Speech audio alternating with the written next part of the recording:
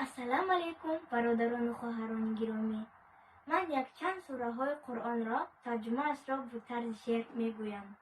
امیدوارم بر فرزندان و خواهراتان نشان می دهید.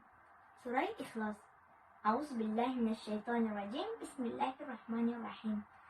قل هو الله احد الله الصمد لم یلد ولم یولد ولم یکن له کفوا احد.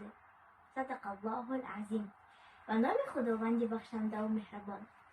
بگو خدا به همتاست، او خالق انسان هاست. خدا که چاره ساز است، از همه بی نیاز است. او فرزندی کسی نیست، کسی هم فرزندش نیست. حالا بگو در دنیا کسی هست مثل خدا؟ صد آفرین مرحبا، مانند ندارد خدا. السلام علیکم السلام علیکم برادران و خواهران گرامی. من یک چند سوره های قرآن را ترجمه اش را به طرز شعر می گویم.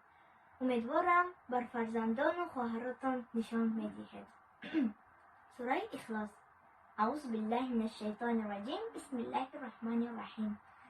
قل هو الله احد الله الصمد لم یلد ولم یولد ولم یکن له کفوا احد.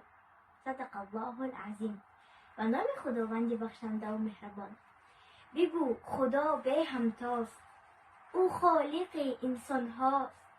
خدا که چاره ساز است، از همه بی نیاز است. او فرزندی کسی نیست، کسی هم فرزندش نیست. حالا بگو در دنیا کسی هست مثل خدا؟ صد آفرین مرحبا، مانند ندارد خدا. السلام علیکم